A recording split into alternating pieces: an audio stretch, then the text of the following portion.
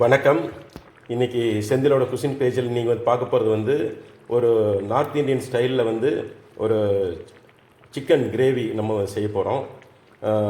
என்னோடய சேனல் நீங்கள் எப்பவும் சப்போர்ட் பண்ணிக்கிட்டு இருக்கிறவங்களுக்கு மிக்க நன்றி. இந்த இந்த டிஷ்ஷை நீங்கள் ட்ரை பண்ணி பாருங்கள். ஒயிட் ரைஸ், அப்புறம் சப்பாத்தி, நான், பரோட்டா இதுக்கு எல்லாத்துக்கும் நீங்கள் சாப்பிட்லாம். ரொம்ப நல்லாயிருக்கும், ரொம்ப டேஸ்ட்டாக இருக்கும். ட்ரை பண்ணி பாருங்கள். மிக்க நன்றி. நான் இப்போ ஃபர்தர் எக்ஸ்பிளைன் பண்ணுறேன். Welcome to Senthil's cuisines page. இன்றைக்கி நம்ம என்ன செய்ய போகிறோம்னா, ஒரு சிக்கன் குழம்பு கொஞ்சம் வித்தியாசமாக ஒரு நார்த் இந்தியன் ஸ்டைலில் பண்ணலான்ட்டு பிளான் பண்ணிக்கிறேன்.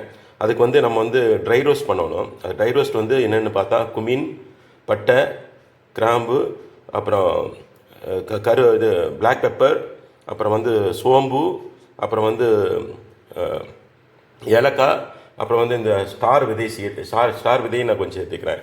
இதெல்லாம் போட்டு ட்ரை ரோஸ்ட் பண்ணிவிட்டு இது நம்ம மையை அரைச்சி ட்ரையாகவே அரைச்சி ஒரு பவுடர் மாதிரி பண்ணி வச்சுக்கணும்.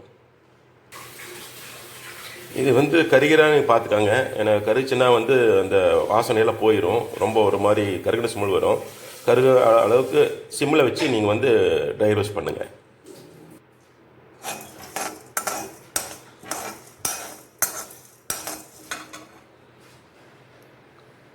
ரெண்டு வெங்காயம் நம்ம இது 2 வெங்காயத்தை நம்ம பேஸ்ட் பண்ணிடணும். இது கட் பண்ணக்கூடாது, பேஸ்ட் பண்ணி வச்சுக்கணும். அதே மாதிரி 2 ஆனியன், 2 டொமேட்டோ அதையும் பேஸ்ட் பண்ணி வச்சுக்கணும்.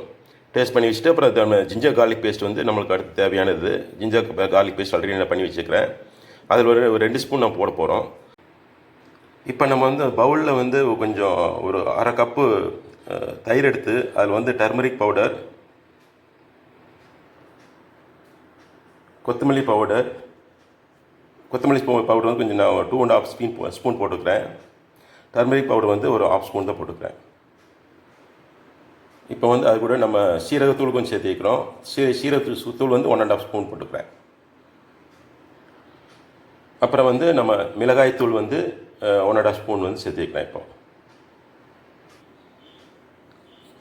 அப்புறம் நான் கறி மசாலா தூள் ஒரு ஸ்பூன் சேர்த்துக்கிறேன். இதெல்லாம் நல்லா போட்டு மிக்ஸ் பண்ணி வச்சுக்கணும். இப்போ அந்த மசாலா எல்லா மசாலாவையும் நல்லா கலந்தாச்சு. இது நம்ம கடைசியில் நம்ம சிக்கன் எல்லாம் வேக வச்சு இப்போ கடைசியில் யூஸ் பண்ண போகிறோம். இப்போ நம்ம அந்த ட்ரை ரோஸ்ட் பண்ணது நம்ம அரைச்சி வச்சுக்கிறோம் கரம் மசாலாவை. அப்புறம் வெங்காயத்தையும் நல்லா பேஸ்ட் பண்ணியாச்சு, மைய அரைச்சாச்சு. அதே மாதிரி தக்காளியும் மைய அரைச்சாச்சு. இதை தான் நம்ம சிக்கன் கறிக்கு போட்டு யூஸ் பண்ணி நம்ம அது செய்ய போகிறோம். ஃபர்தராக அந்த ஸ்டெப்ஸ் எல்லாம் நான் காட்டுறேன். நீங்கள் பார்த்து என்ஜாய் பண்ணுங்கள். அதே மாதிரி குக் பண்ணுறதுக்கு ட்ரை பண்ணுங்கள். Okay, thank you. இப்போ நான் வானிலையில் பாதி நெய், பாதி ஆயில் சேர்த்துக்கிறேன், நல்லெண்ணெய் சேர்த்துக்கிறேன். அது கூட நம்ம ட்ரைடு பே லீஃப் போட்டு தாளிக்க போகிறோம். அது கூட நம்ம பேஸ்ட் பண்ணி வச்சுக்கிற வெங்காயத்தை சேர்த்து நல்லா ஒரு ப்ரௌன் கலர் வர வரைக்கும் நம்ம வதக்க போகிறோம். இப்போ பார்த்தீங்கன்னா இப்போ வெங்காயம் ஆல்மோஸ்ட் நம்மளுக்கு ஒரு ப்ரௌனிஷ் கலராக வந்திருக்கு. இப்போ நம்ம ஜிஞ்சர் கார்லிக் பேஸ்ட் சேர்க்க போகிறோம். ஜிஞ்சர் கார்லிக் பேஸ்ட் நான் 1.5 ஸ்பூன் போட்டுக்கிறேன். இதை நல்லா வதக்கி விட்டுட்டு இது அந்த பச்சை வாசனை போகிற வரைக்கும் நல்லா வேக வைக்கணும். அதுக்கப்புறம் நம்ம தக்காளி பேஸ்ட்டை போட்டுக்கலாம். இப்போ பூண்டும் நல்லா பச்சை வாசனை போகிற அளவுக்கு வந்துருச்சு. இப்போ நம்ம டொமேட்டோவோட பேஸ்ட்டை சேர்த்து போகிறோம்.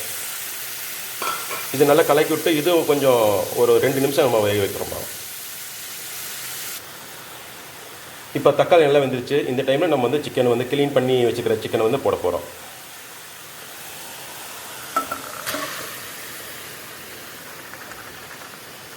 இந்த சிக்கனை நல்லா கலந்து விட்டு ஒரு 5 நிமிஷம் இல்லை 10 நிமிஷம் மீடியம் ஃப்ளேமில் வேக வைக்க போகிறோம். சிக்கன் நல்லா கலந்து விட்டாச்சு. இப்போ நம்ம இதை மீடியம் ஃப்ளேமில் இதை மூடி வச்சு ஒரு 5 நிமிஷம் நம்ம வேக வைக்க போகிறோம். மூடி வச்சுட்டு 5 நிமிஷம் வெந்துச்சுன்னா அதுக்கப்புறம் நம்ம மசாலா எல்லாம் போட போகிறோம். அந்த தயிர் மசாலா, அப்புறம் அரைச்சி வச்சுக்கிற மசாலாவை.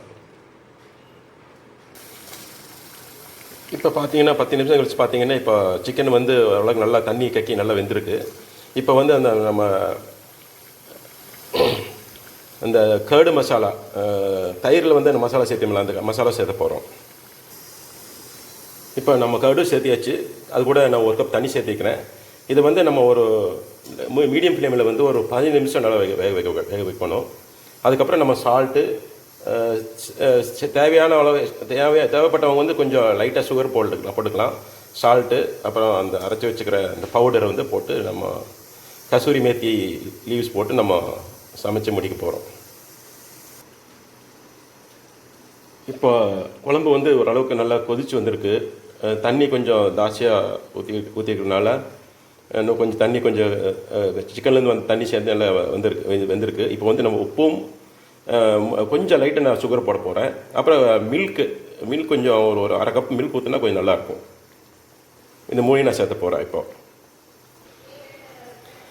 இப்போ நான் கொஞ்சம் உப்பு, தேவையான உப்பு, அப்புறம் அந்த ஜாகரி பவுடர் தான் நான் ஜாகரி போட்டுக்கிறேன். அந்த டார்க்காக இருக்குது ஜாகரி வந்து ஒரு 1/2 ஸ்பூன் போட்டுக்கிறேன்.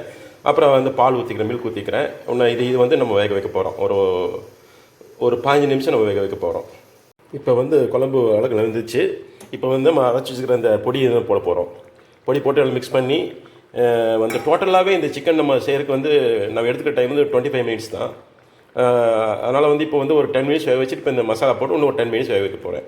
முதல்ல நான் 20 மினிட்ஸ்னு சொன்னேன்ல, அது வந்து 10 மினிட்டாக பாதி ஸ்ப்ளிட் பண்ணி இது பண்ண போகிறோம். கடைசியில் வந்து நம்ம கசூரி மேத்தி லீவ்ஸ் கொஞ்சம் போட்டு, அப்புறம் லெமன் கொஞ்சம் சின்ன ஒரு 1/2 டீஸ்பூன் வந்து லெமன் ஸ்க்வீஸ் பண்ண போகிறோம். இப்போ கசூரி மேத்தி லீவ்ஸும் சேர்த்தியாச்சு. இது நல்லா கலக்கி விட்டு ஒரு 2 நிமிஷம் வேக வைக்க போகிறோம். இப்போ பார்த்தீங்கன்னா நான் குழம்பெல்லாம் ஃபைனல் ஸ்டேஜ் வந்துருச்சு. இப்போ அது நம்ம கஸ்தூரி மேத்தி லீவ்ஸும் போட்டாச்சு. லெமன் கொஞ்சம் ஸ்க்வீஸ் பண்ணிக்கிறேன். ரொம்ப ஸ்க்வீஸ் பண்ணாதீங்க, ஏன்னா இருக்கிற தக்காளியும் தயிர் இருக்கிறனால ரொம்ப புளிப்பாக போயிடும். இதை வந்து நீங்கள் பார்த்து என்ஜாய் பண்ணுங்கள். ஃப்ரெண்ட்ஸுக்களை ஷேர் பண்ணுங்கள். என்னோடய சேனல் சப்ஸ்கிரைப் பண்ணுங்கள், லைக் பண்ணுங்கள். தயவு செஞ்சு எனக்கு சப்போர்ட் பண்ணுங்கள். மிக்க நன்றி.